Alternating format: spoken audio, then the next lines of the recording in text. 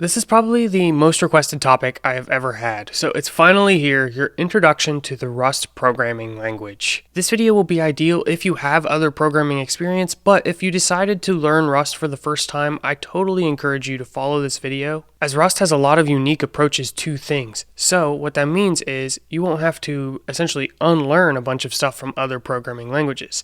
Now, if you are coming from other programming languages, throughout this video, I will compare and contrast Rust to some of the other popular programming languages. As mentioned, Rust does things in a unique way, and this is what makes Rust so powerful. Real quick before we get started, I did want to mention that I am part of a software development course. If you want to get the free intro course, I'll leave a link down in the description below, and that link will give you $50 off if you do end up buying the full course, but you can get started for free, and this will give you an introduction to the software development career, talking about why you might want to get into software development, what is software development, and how to break into the career. This course is massive, and the way it works is you get the software fundamentals course, and this is the foundation. Once you complete this, you get to pick a specialization. So I created the backend development track. So with the combination of the software fundamentals and one of these specialization tracks, you will develop a significant amount of skill that will be very valuable in your software development career. I also have a backend specialization intro course, which will talk about the software industry, but from a backend developer perspective, and talk a little bit about a backend engineer's career, such as what kind of things to study, what to expect to get paid, and how to find backend roles. All of these intro courses are completely free on Course Careers. If you do decide to give it a go, use my link so that way if you do end up buying the course, you'll get the $50 off. This here is the Rust website, and you will quickly learn that Rust was designed to build reliable and efficient software. You'll get them low-level capabilities like you would expect from something like C or C++ without a lot of the dangers introduced from those languages. Rust has new approaches such as ownership, and this will help you create reliable software while still having complete control and achieving really high performance. So some of the things Rust advertises is its performance, reliability, and productivity, and it's useful for various things such as command line programming, WebAssembly, networking, and embedded systems. I believe Rust has become very popular for new projects that might be a bit lower level, so closer to the computer hardware, but since it's a new project, they have the opportunity to choose a new programming language compared to something like C++. And because of this, Rust has become very popular in, for example, blockchain technology, and Rust is one of the more popular programming languages for something called WebAssembly, which will allow you to use programming languages other than JavaScript for web development. This unlocks unlimited potential for application development, and Rust is just a really great way to get started in this new realm of software development. So if you're looking for something that'll give you the control like C or C++, but have the safety and ease of use that you might expect from a higher level language without any compromise, well, then Rust could be that language for you. I will warn before we get started, Rust does have a bit of a learning curve, so be patient as you go through this material. There's some new approaches and paradigms you'll need to wrap your mind around, but I'll do my best to make it super simple and easy to follow along. So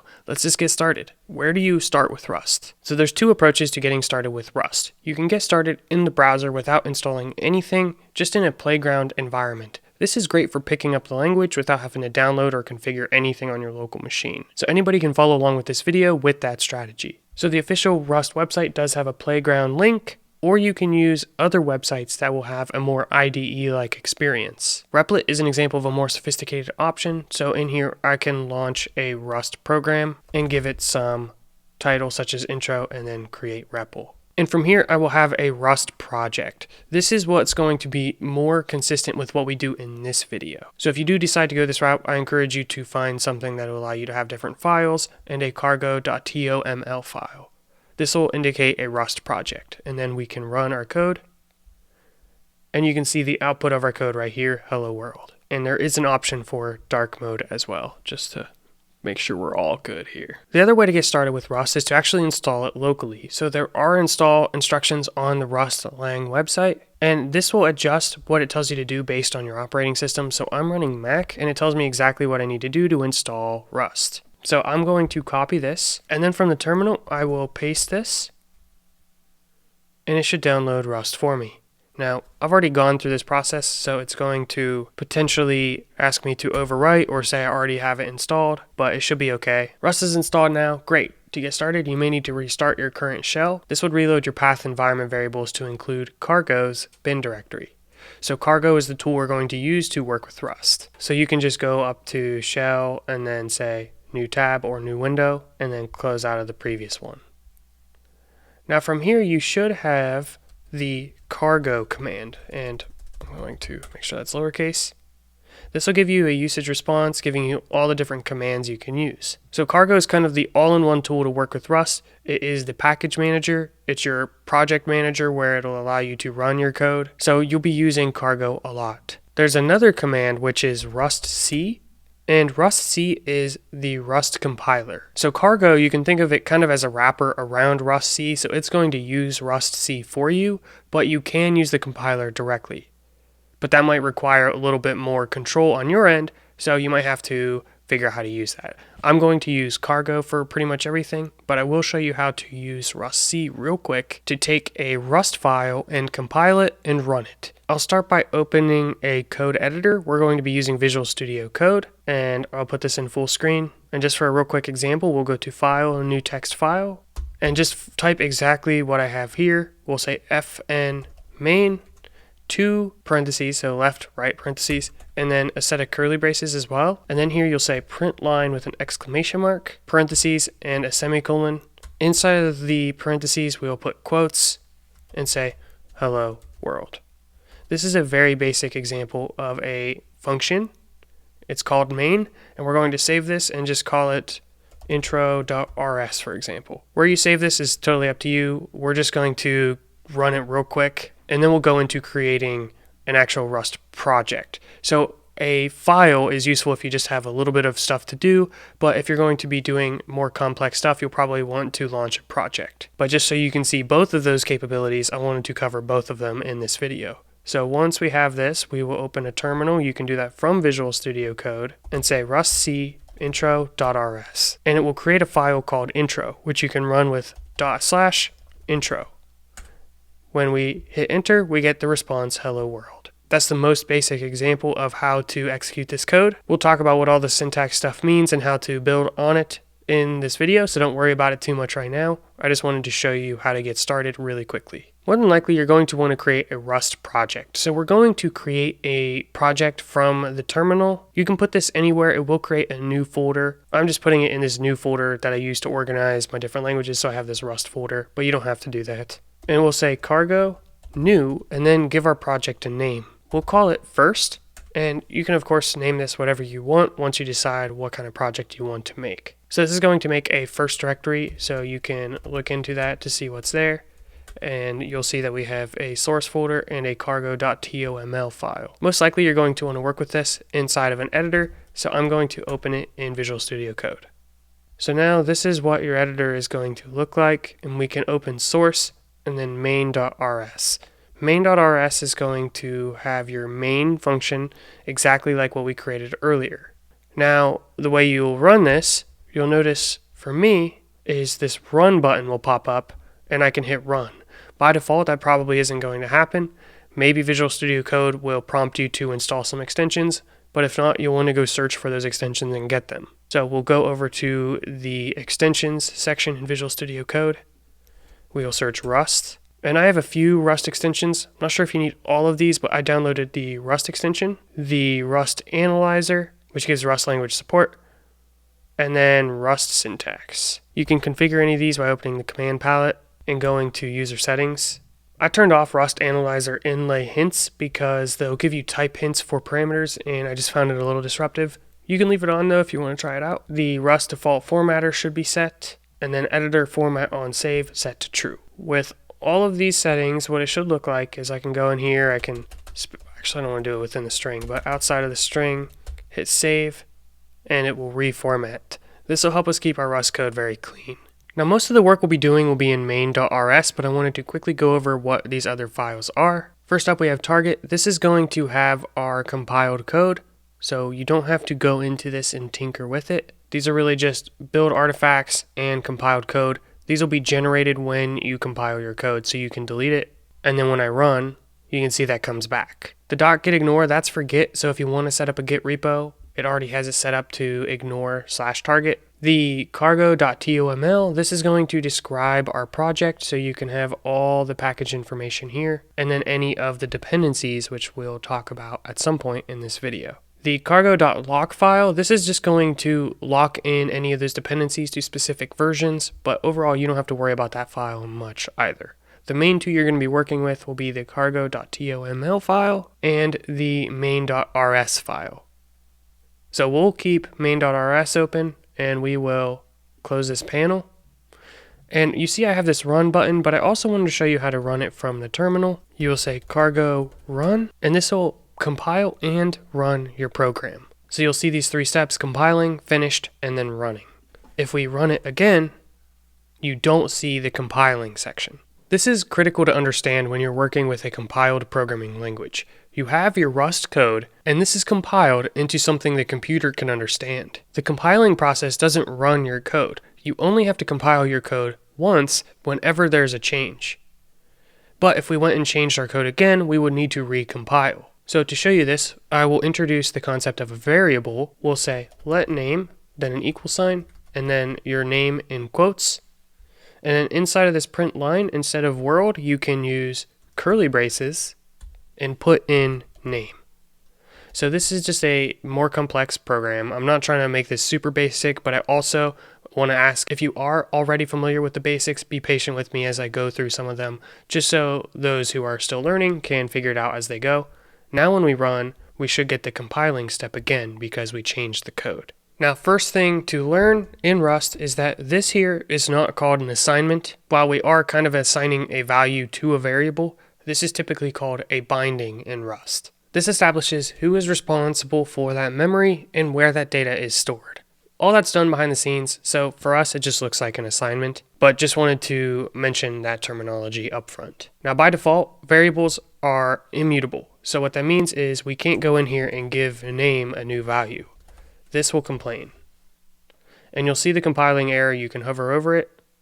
Cannot mutate immutable variable name. So the fix for this is to label it mutable with MUT.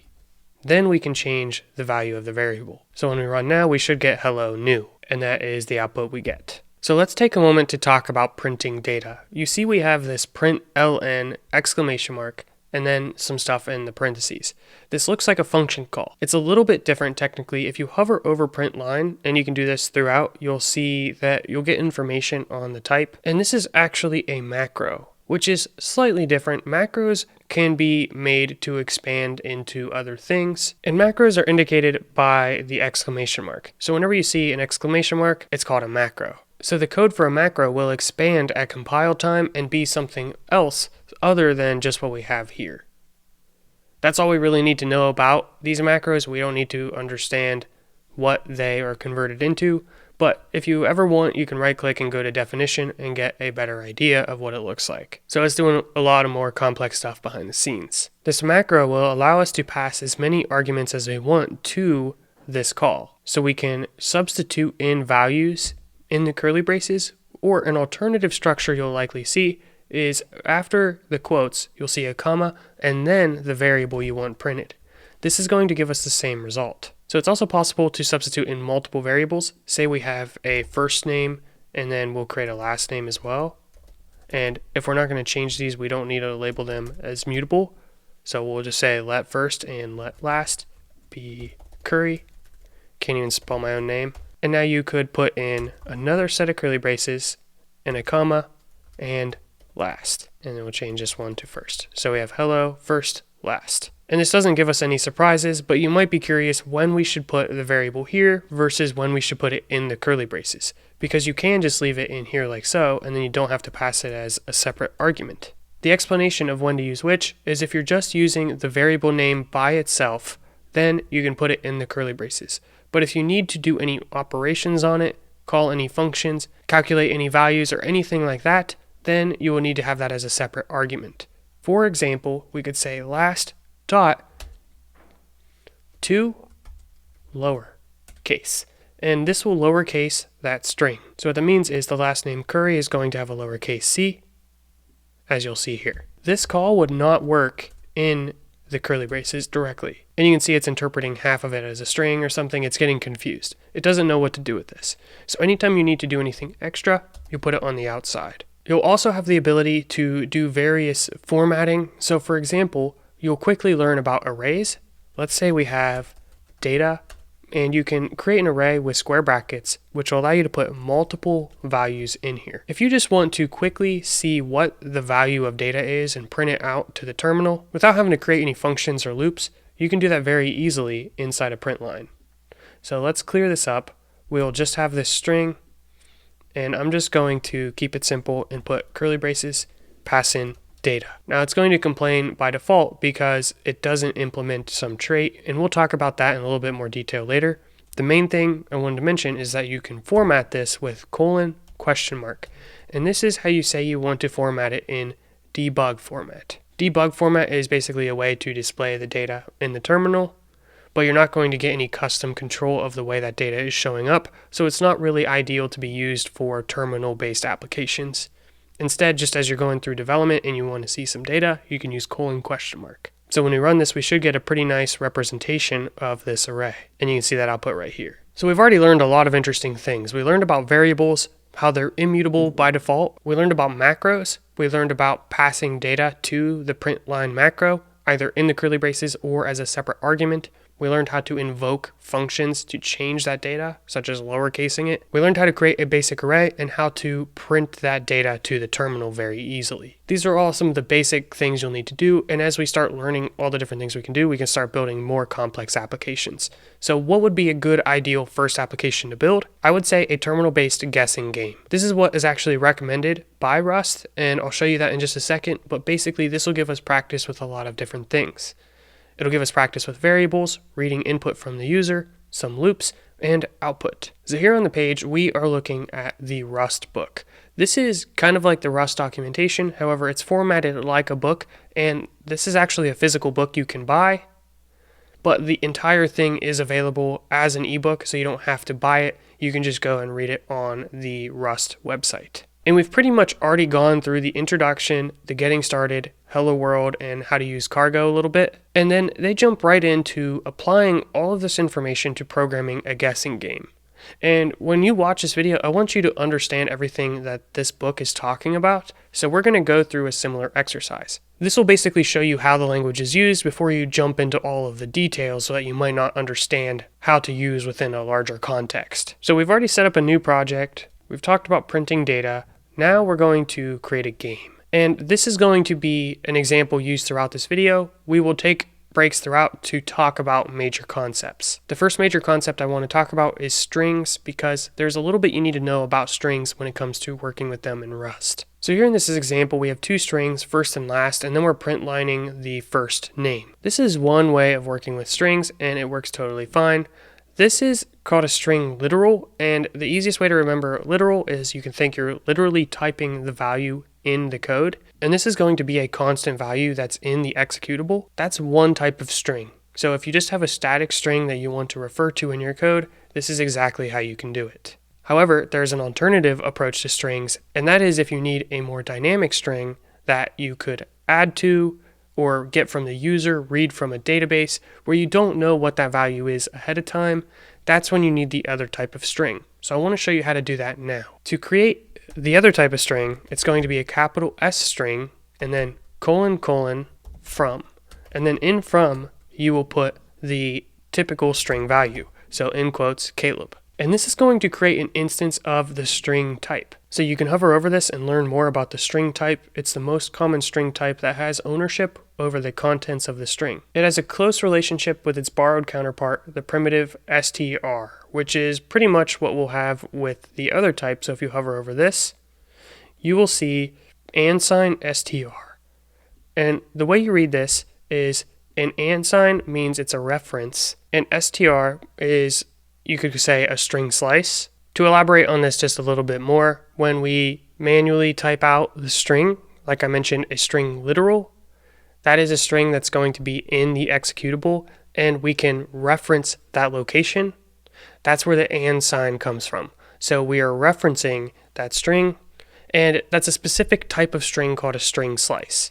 So this is what I'm talking about. These are some of the things that you have to kind of wrap your mind around when you get started with Rust. Meaning there's a bit of a learning curve, but once you get it figured out, you're going to love Rust, and it's going to help you write a lot more secure, safe programs. So now we've seen how to create both of the string types. We first have an instance of string, capital S, and then we have a reference to a string slice, $str.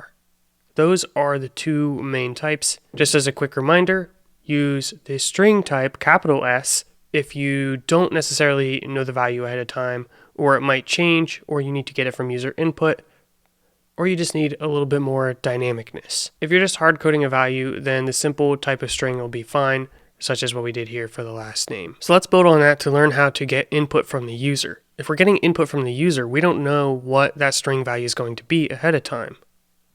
So instead of saying from and then passing in a value, you could say new and just keep it empty. So we're creating a string, but that value is going to be empty at first. So let's say let name be string new.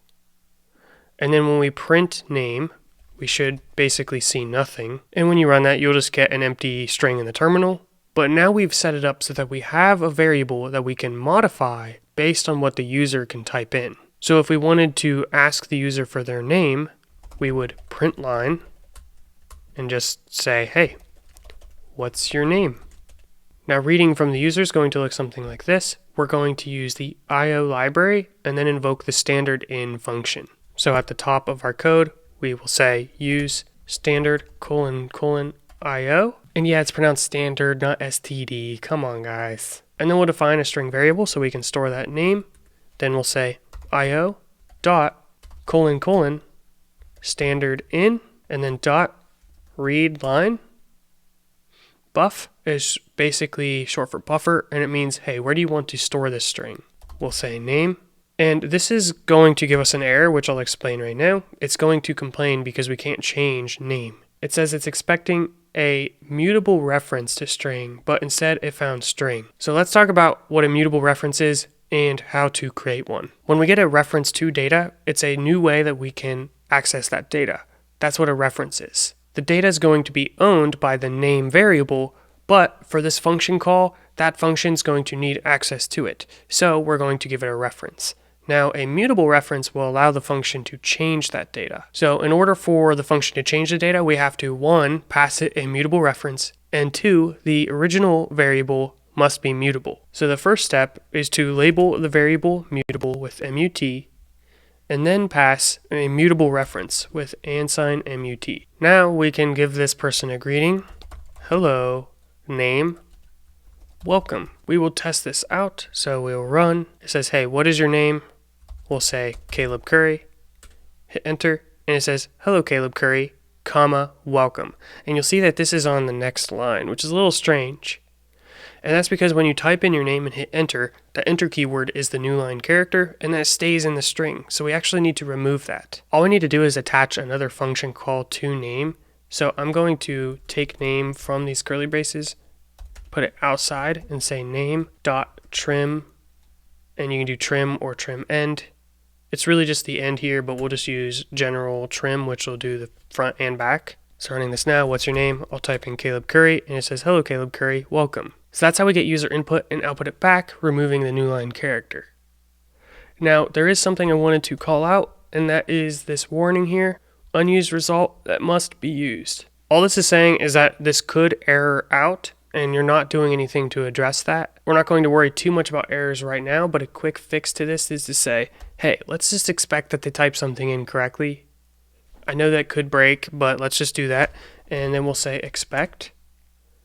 And then an error message if something goes wrong. Error reading input. And this actually makes sense because basically if they don't put their name in correctly, the program is not going to be able to proceed. So we'll just end the program and say error reading input. This is a very simple way to address this problem, but it's not the best way. Because in theory, we could keep looping until they enter a name correctly and so forth. But to keep this simple for right now, we're just going to say expect, which is basically us saying, hey, we know this could be an issue, but we're just going to end the program if it is an issue. Now we're going to update our code to take a number instead of the user's name. I just wanted to show that as an example, but if we're going to be building out a guessing game, we need to retrieve a number. Now we're still going to start by retrieving it as a string. There is technically a difference between a string and a number, but this is the easiest way to get started. Then we'll learn how to convert from strings to numbers. And this is exactly what the book is doing. So basically we're going to ask for a number, create a string for it, and then read that value and print it back. This is almost exactly what we're doing. We just did the name.trim because we had text after, so it was showing up on the next line, which is a little weird. So let's start by asking the user for a number. So we'll say, hey, guess a number. And then we'll just change the variable name just so it makes sense. We'll say it's num. That's what we'll read into. And then we'll just say, hey, you guessed this num. You guessed, passing in num. And I guess I'll just keep it on the outside with trim. So this should work pretty much exactly the same way, but instead of a name, it's now a number. Hey, guess a number, we'll say 6.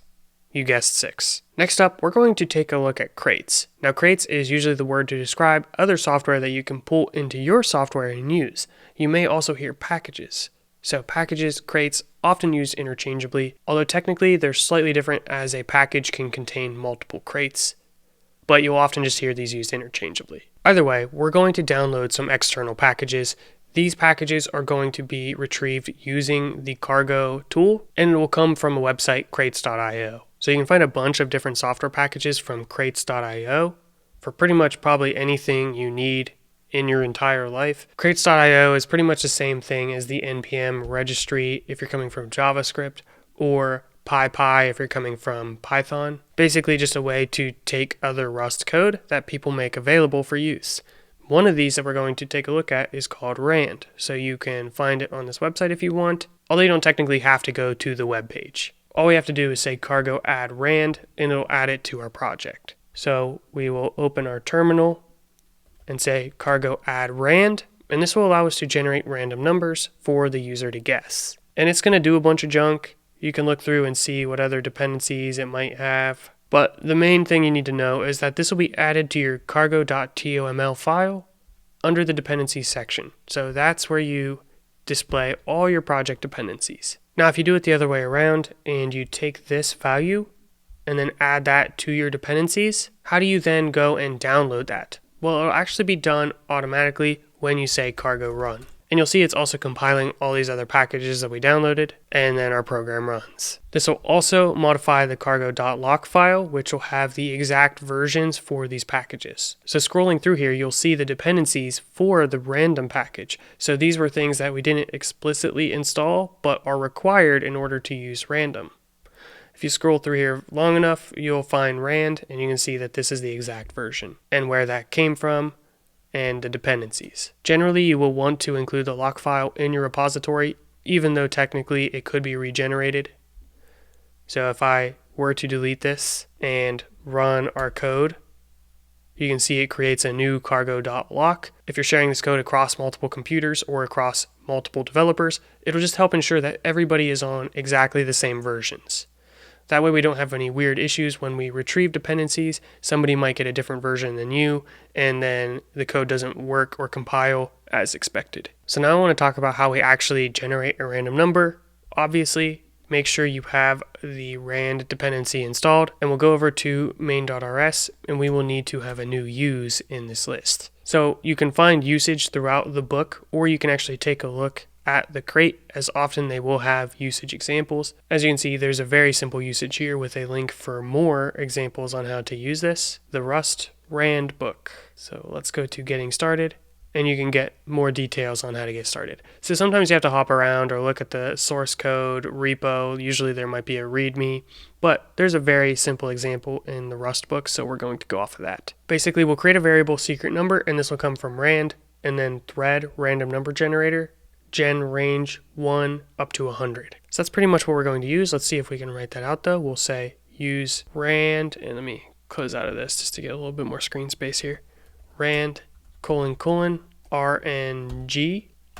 There we go. So that should be imported in our code now. And then we still need the variable for reading from the user, but we can get the correct answer somewhere in here as well with creating a new variable. We will now say let correct, and this will come from rand : thread random number generator RNG dot, then gen range.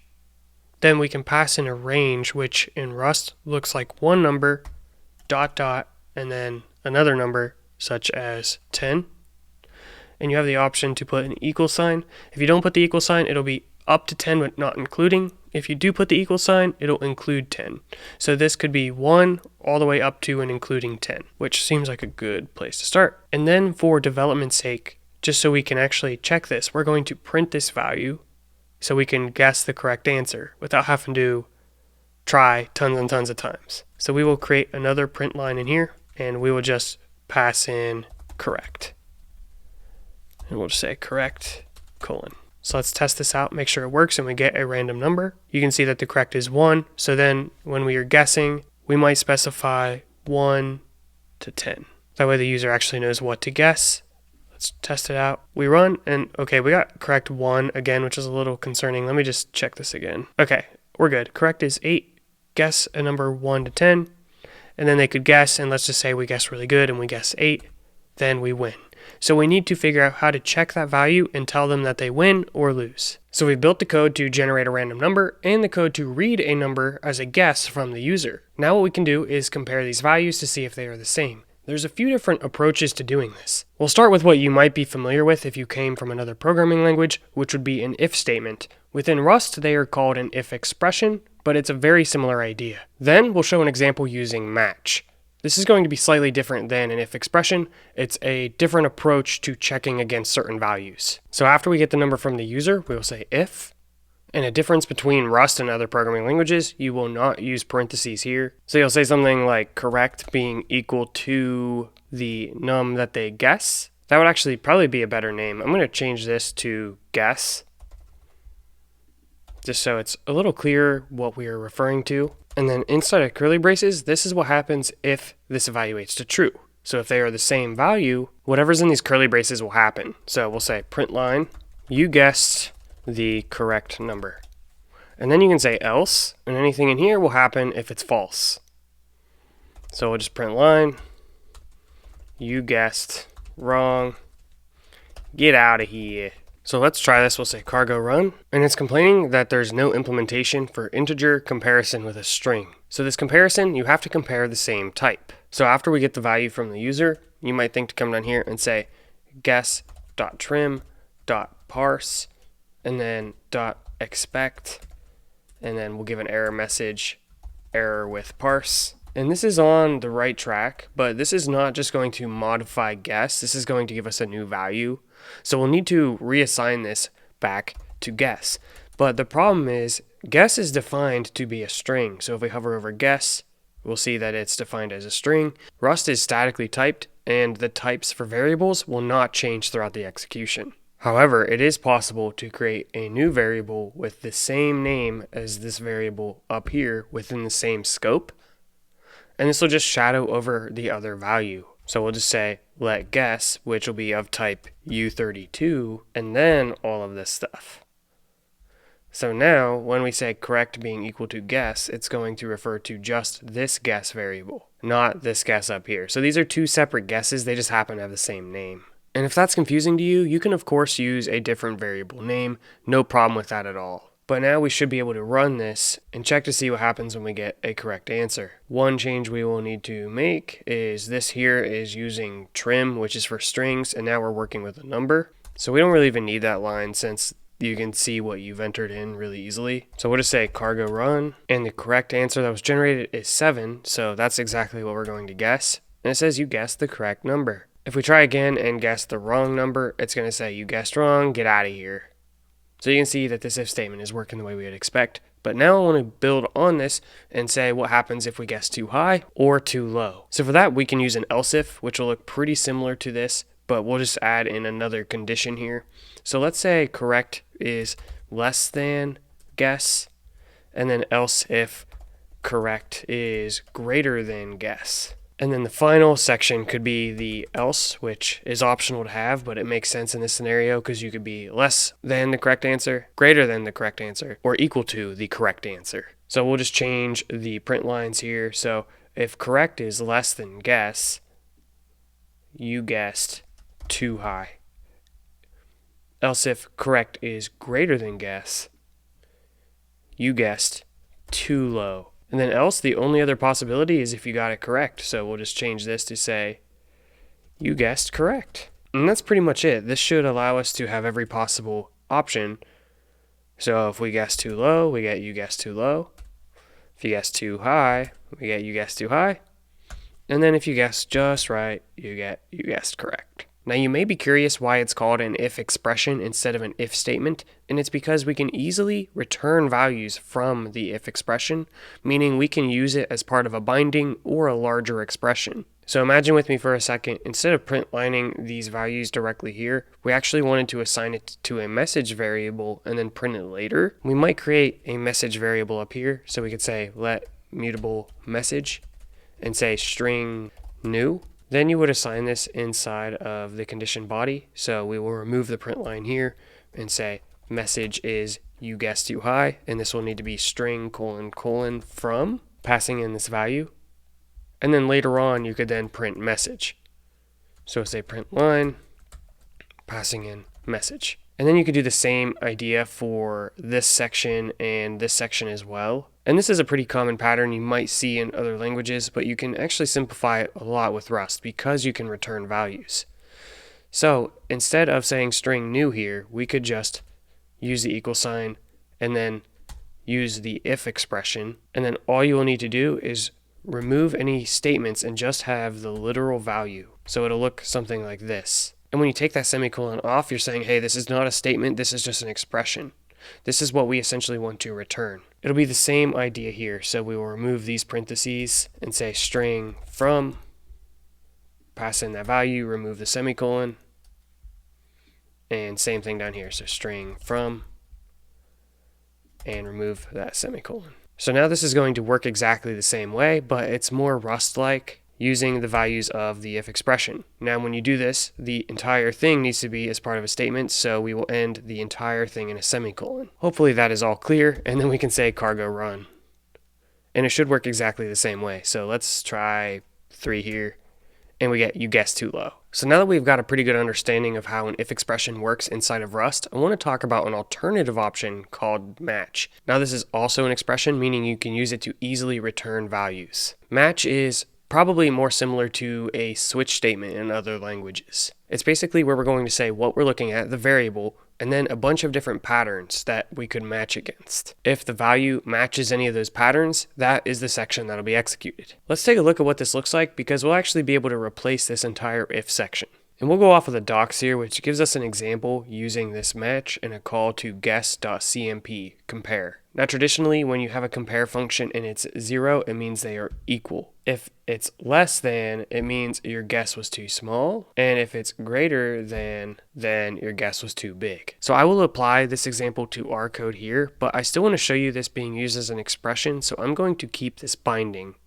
However, because we are binding directly, we don't need to make this mutable, and we can just use string literals. So this is going to simplify our code a lot. So we can remove all of the concept of the uppercase string, and everything should work exactly the same way. Now we can easily add in the match, so we'll replace if altogether, and we'll match against guess.cmp, and this will take one argument. If you look at the signature, you will see that the argument we need to pass in is the address of a U32.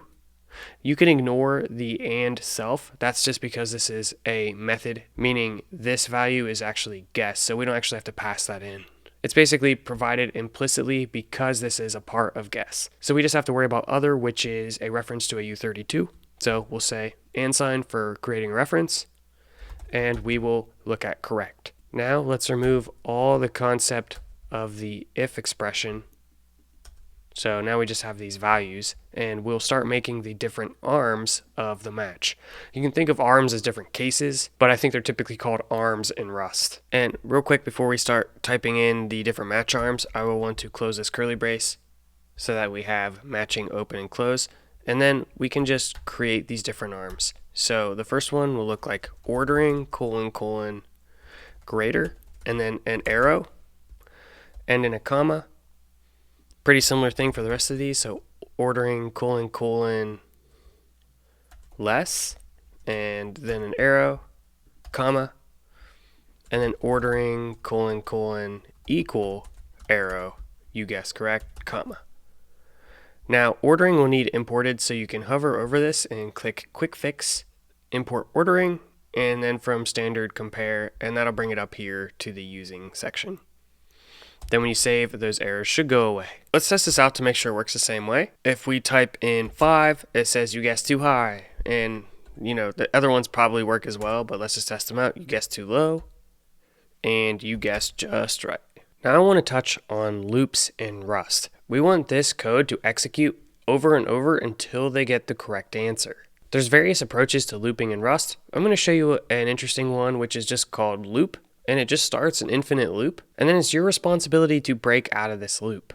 So we can just have the loop going on until the user gets the right answer. So this is our entire main function so far. We can make this loop by first deciding what code we want to loop. For example, we don't need to generate a correct number every single time. We only want to generate a number the first time. Basically, as soon as the program starts, we generate a random number, and then we start the loop asking the user for a guess of the number until they get it right. So to create a loop, we will say loop and open a curly brace, and then close the curly brace after we're done. This will just go on forever until we invoke break. So when would we want to break out of this loop? Well, if they got the correct answer, we would say break. So we can do that within this equal section. So to do this, we can surround it in curly braces, which will allow us to have multiple things happen here. So the first thing we can do is we could print that they got it right, and then we will break. So I'll put that break there so I don't forget, and I'll say print line passing in this message. And then end in a semicolon now because it's a statement. So this is essentially how we would change our code to loop until this section is matched. Let's try it out, see if I'm a little crazy or if I got this right. So cargo run, correct is 1. Let's try a few numbers. You guessed too high. Let's try -1. Okay, that just broke it. Don't do that. That's because we're working with unsigned integers. So we'll talk about dealing with errors in just a second. Let's try this again. Correct is 8. So now we can try, say, 5. You guessed too low. 9. How is 9 an invalid digit? So I was tinkering with this and I did figure out what I was doing wrong. And that is a little misunderstanding of read line, which appends it to the specified buffer, not replaces it. So I was thinking we just needed to create guess once and that was fine, because we would basically just read a new value from the user replacing whatever's in there. But turns out it will actually append to it, so whatever was previously in there is still there. So what that means is we just need to move this line into the loop. And then every single time this loop runs, we will have a cleared out guess. So now when we run this, we can try various numbers, 1, 3, 5, and then eventually 2, and we get it correct. Now one other little change I'm going to make, because we're doing this equal just slightly different than the greater and less, I don't see a lot of value in having the separate message variable. Of course you can keep it if it works for you, but I think I'm just going to print line directly. So I'll just print line and then do that here as well. And this will allow me to just completely remove the message variable so I don't have to worry about it and think of like those two different scenarios, either assigning a value or printing. Now it's just printing. Let's take a moment to talk about error handling. We have this section here in the book. We're going to talk about what this is doing and create a better user experience for the user of our game. Once we figure this out, you have a pretty good understanding of some of the fundamentals of Rust. Now, it's a never-ending journey of things to learn, but this will get you going in the right direction. Basically, when you say .parse, and I'm going to remove this .expect, and you can take a look at the signature, and you can see that this gives us a result. Now, a result is an enum. So an enum will give you one of multiple values. So if you go to the definition of result, you will see that it has the first option, which is okay, and then the next option, which is which is the error. So basically, when you're given a result back, you can then check if it is of the value okay or if it's of the value error. This will allow you to give more specific messages back to the user. This is in contrast to what we were just doing, which was .expect, and this is basically saying, we don't care about that enum. This could work, it could not work, it doesn't matter to me. The consequence of this is that if you run an expect and something goes wrong, it will panic, and a panic is an unrecoverable error. So when we say expect, we're making our code easier to understand and write, but we're basically just ignoring any possible errors and just saying, hey, something went wrong, sorry, try again later. Now that we understand a little bit more, we can do something more custom. So let's, again, remove expect, and then we can remove this result too. We just typed that out so we could go to the definition. And then you will match against guess, and there will need to be two arms in this. The first one being OK, and then what goes inside of OK will be the actual value parsed. So we'll create this as a parameter, we can call it num, and then in this scenario, all we will do is return num. This return value can be given back to guess, so let's just make this mutable, and then we'll say guess equals match. The other arm we need to worry about is for the error, and then we can call that error E. And in that situation, we could give a message back to the user. I'll print line and say error with parse, try again, and then we can invoke continue. Now continue is a keyword kind of like break, but instead of breaking out of the loop entirely, it's just going to end that iteration and go to the next iteration of the loop, basically skipping anything after for this comparison and going back up to reading a new value. Now when you do this, you're going to have to be a little bit more specific on the types. Now I think we could actually clean up this code a little bit because this is going to still return a result, and we're making this a U32. So we could just do this all in a single call. So I'm going to cut this and paste it right here. Then we can remove this and just say let guess. It's saying we need a type annotation, so this is going to be a U32. And then we end the whole thing in a semicolon. A little bit of jumping around there, but I think you get the idea.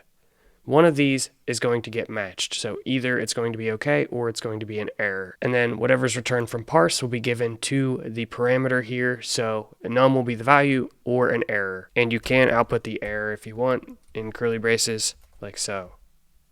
Now that's not something you would generally give to the end user, but we'll show that for an example. And let's say we put in -1, error with parse, try again, invalid digit found in string. So I guess that's not too bad. It's not like, getting an entire stack trace or something like that. And you can see it now asks us again, so we could try 10, and the loop continues. This will keep going until we get it correct. So we'll say 5, and we got it correct. Wow, so surprising. Now let's go in and actually remove this line, or we could comment it out so that we don't get the correct message displayed in the terminal. And now we have to actually try to guess the number. So 1, and now you could go to the higher numbers. Oh, too high, maybe somewhere in the middle. 7, and there we go, it was 7. The fastest way to do this would be to start in the middle, because then you could effectively cut the list in half each time. And that's pretty much it. We've gone through all of the code that you get in the chapter 2 of the Rust book, but we explained it in a lot of detail and in video form, so hopefully we were able to get a better understanding than just reading through. So what I'm going to do now is put this in a Git repository, so that way we can have all this code online for you to access, and if I make any future changes, you'll be able to see that code as well. So it creates a Git repository for us by default, so we can say git status and see all of our untracked files. So we'll just say git add dot git status now. We can see there's added. Git commit, fancy pants, guessing game. Hire me, Google, please. Okay, we now need to put a remote destination for this. So then we'll come back and then push our code to that destination. So let's go up to GitHub. From here, I will say new repository, and we will call this Rust guessing game.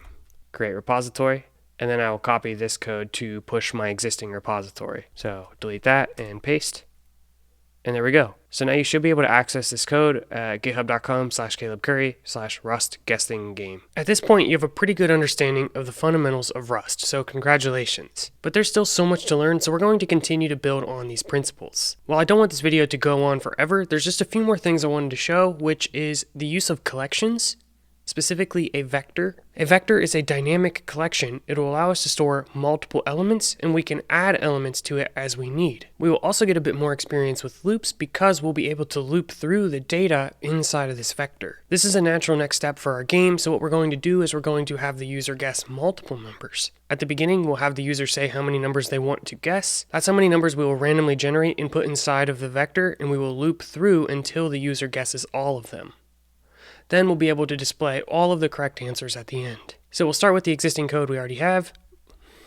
Oh, it's a little big. So we will start with the existing code we have, which of course you can get the latest commit from GitHub. So the first thing we're going to do is we're going to ask the user how many numbers they want to guess. This is how many they will have to guess correctly before they win the game. So we'll say let how many be, and we'll say string new because we're going to read this from user input. And then we'll do something very similar to this right here. So we will copy and we will paste. And we will put this into how many, which means this will need to be mutable. And we will need to ask the user so they know what to do. So we'll say print line, how many random numbers do you want to guess? Then we could parse this to get the integer version. So this can be called num guesses. And this will come from how many dot parse. And we also want to invoke dot trim before dot parse to remove any white space. And then we can just say expect. And we'll just keep a general error here.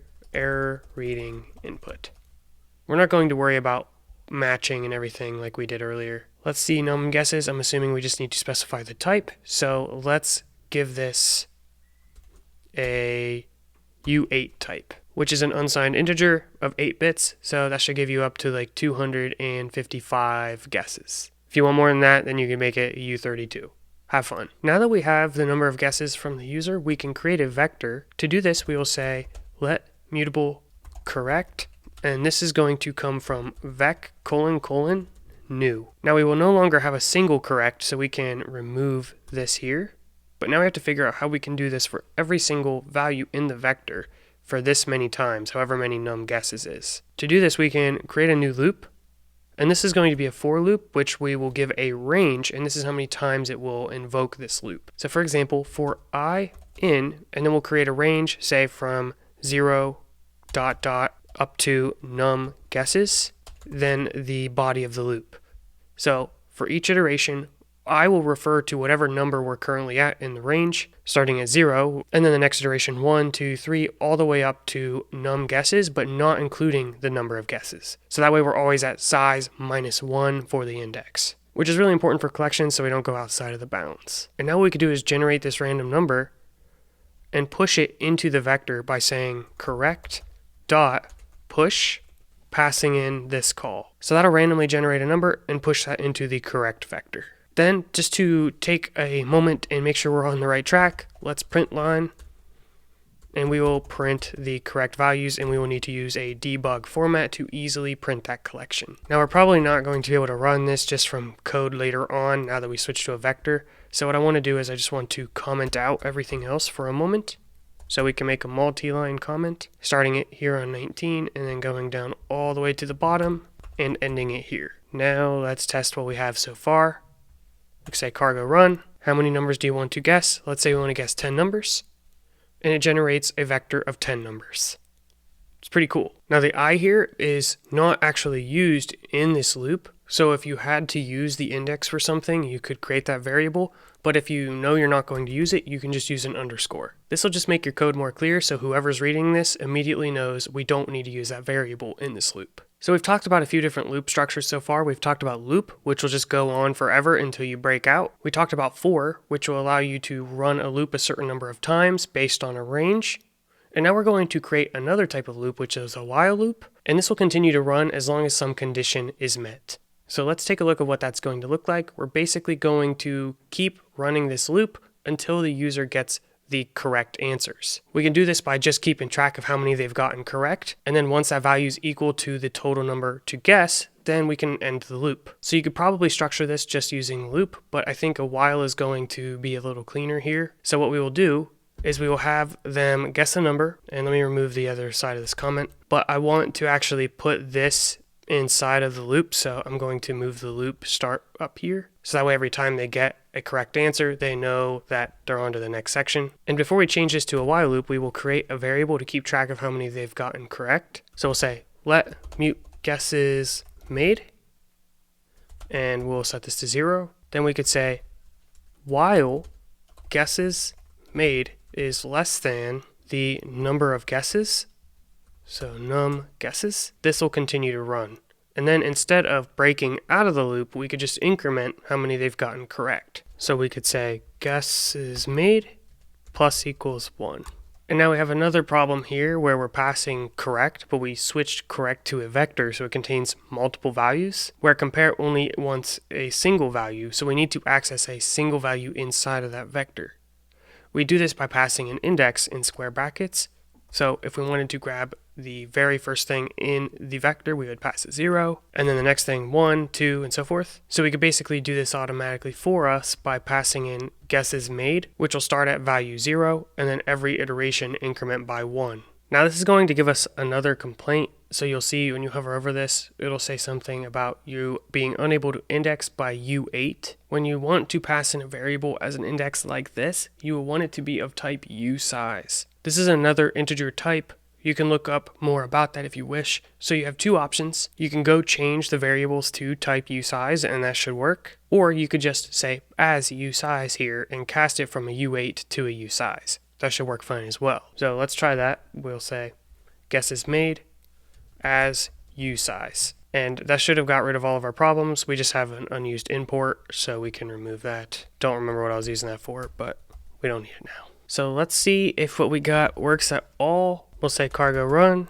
How many numbers do you want to guess? Let's say 5. We'll say 7, and then 9, and then we'll just get it right. So 8, and it says you guessed correct, and then continues to ask us for a number. Now, I actually want to make one small change, and I know I just changed this, but I'm going to change it back. I want to actually bring this, hey, guess a number, outside of the loop, because I find it a little distracting saying it over and over again. So what I'm going to do is instead, down in this final case, check to see if guesses made is less than num guesses. We can give them a different message and say, let's now try the next number. So outside of the loop, and you can track this up to see where the while loop starts, we could just say thanks for playing. And then what I wanted to do is show you one more thing, which is how we could use another type of loop to iterate through the elements of a collection. So you could say for item in, and then we'll say correct and print line, and you can pass in the item here. So that's going to be each individual value in the vector. And then you could just say the correct answers were, and it should iterate through printing each one. This is just an alternative to using the debug format, which just allows us to have a little bit more control of how it's displayed or what we do with each item. So hopefully that improves the experience a little bit. You can close out with Control C and we'll run. How many numbers do you want to guess? We'll say 5. Let's just get them right. So we say 7. You guessed correct. Let's now try for the next number. 4, 10, and then it was 5 and 7, so 5. And then 7. Scroll up just a little bit, and you can see it says you guessed correct, but it does not say let's try for the next number. Then the loop ends, and it says thanks for playing, the correct answers were, and lists out each one on its own line. Then the last thing you gotta do is just remove the printing of all the correct answers at the beginning. So that's right here. I'll just comment that out. And then you could customize this to have the user say what difficulty they want. So instead of just having from 0 to 10, it could be, 0 to 500. But that's on you if you want to keep building on this. So I will commit this with a message, multiple guesses, and push this to GitHub. That's my crash course on the basics of Rust. There was a lot of information here if you were new. Hopefully it was a very good intro and gave you what you needed to start learning more in Rust. And I'm not just going to leave you there. I'm actually planning on releasing another Rust video. There's a whole world that we didn't even explore. There's so much more with collections and iterables and closures, as well as an entire plethora of things to talk about when it comes to ownership, references, storing things on the stack and the heap, custom structs, and how to implement traits. There is a never-ending amount of information here, which can be overwhelming, I know, but also very exciting because as you continue to learn more, Rust will feel more comfortable and it'll just become like second nature. So please, if you enjoyed this video, hit like and subscribe and check out the next Rust video. That's going to continue from this point and teach you some more of those advanced concepts. Thank you so much for watching, and I will see you in the next one. All right, bye.